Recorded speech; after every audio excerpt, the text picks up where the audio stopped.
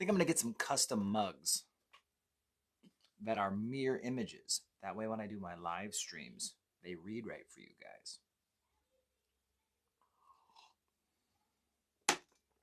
I don't know.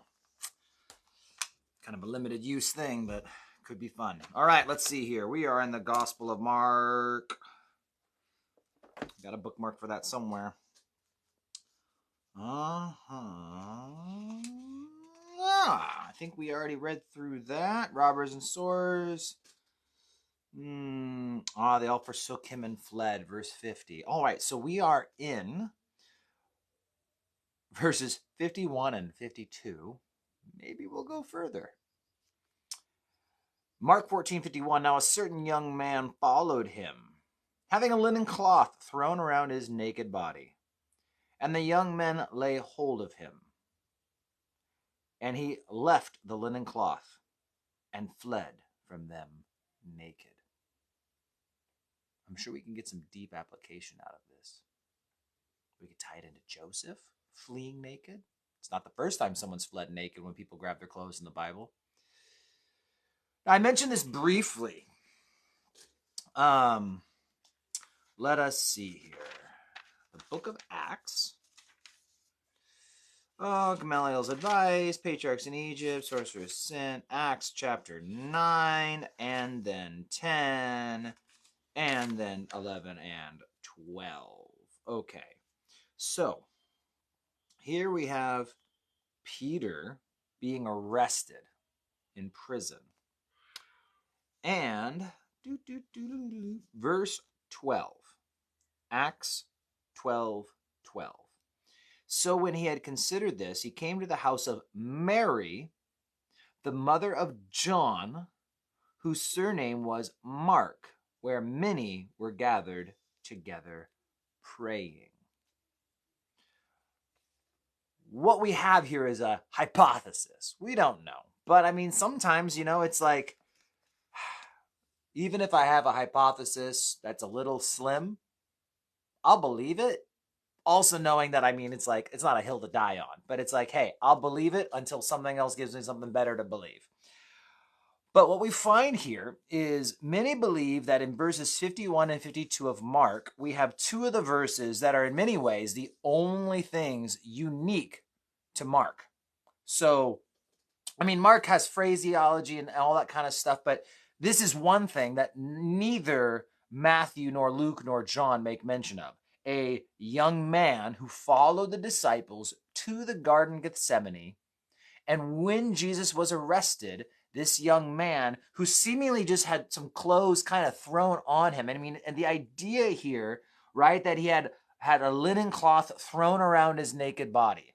Now, this is like a toga, right? This is not like too unusual.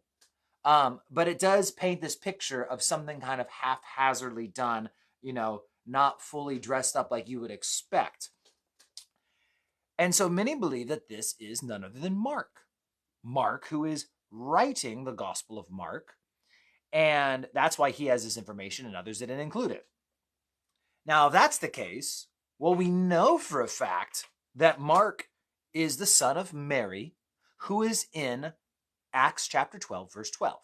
He's the same Mark who will accompany Paul and Barnabas on the first missionary journey, which they'll head over to Cyprus. And by the time they get over to Cyprus and they head north across the sea up to the mainland of the Mediterranean. In fact, I've got my little, maps here. When they get to the area of Italia and Perga, Mark bails ship, jumps ship. He bails and goes back. And this creates a dispute later on in Acts chapter 15, where it is no small dispute, as they say. Barnabas wants to try taking Mark again. Paul says, no way, Jose. That guy bailed on us last time. They fight about it. And we find that Mark is a cousin or a nephew of Barnabas. There's an ambiguity in the wording. Nephew is probably a good guess, though. And so we start piecing things together. Again, church tradition, not even from the Bible, is that Barnabas was one of the 70. And it would seem likely There's no reason to assume he wasn't part of the 70. He obviously was a disciple of some reputation. He's the one who brought Paul into the fold. When Paul was, a fresh convert and people didn't trust him yet because he was just hunting Jews previously, or Christians. He was a Jew hunting Christians. Barnabas is like, no, we'll bring him on in.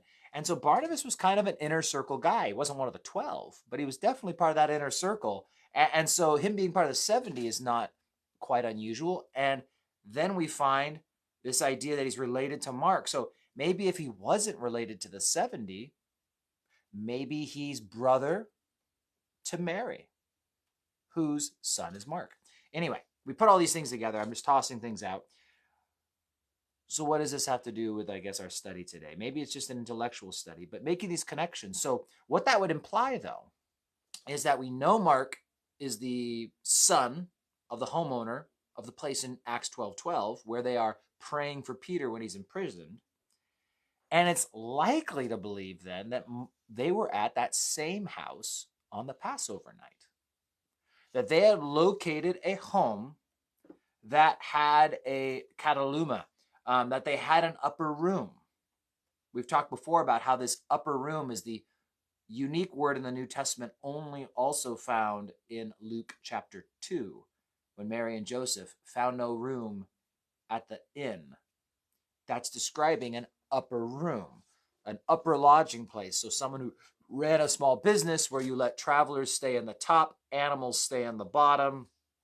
It's a normal situation in the Middle East at that time. Khans and katalumas have those kind of things going there. A carafansari, another name for them. And so here we have all these things. Now, back it up.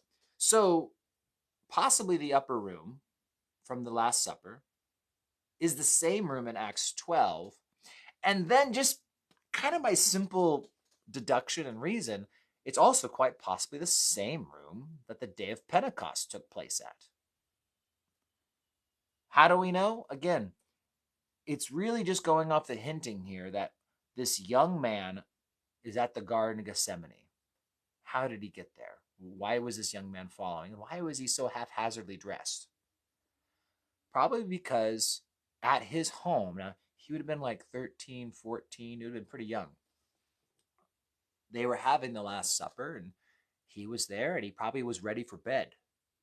It's worth noting that in our Bibles, you can argue this point if you guys really want to argue it, but when they say naked, like David or Saul stripped down naked or something like that, naked didn't always mean naked. Naked just meant taking off your normal outer clothes where you're wearing your undergarments, which would obviously be inappropriate to be wearing in public. You're naked. Doesn't necessarily mean totally naked.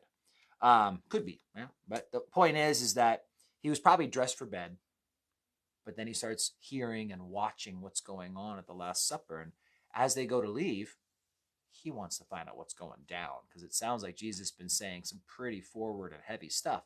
So he just throws on a linen cloth, like I'm going to wrap this thing around me like a toga and head on out there. And he follows, and kind of funny, but I almost wonder if when Peter, James, and John are asleep while Jesus is praying, is there a young John Mark listening from a distance, wide awake, excited to hear what the Lord is saying?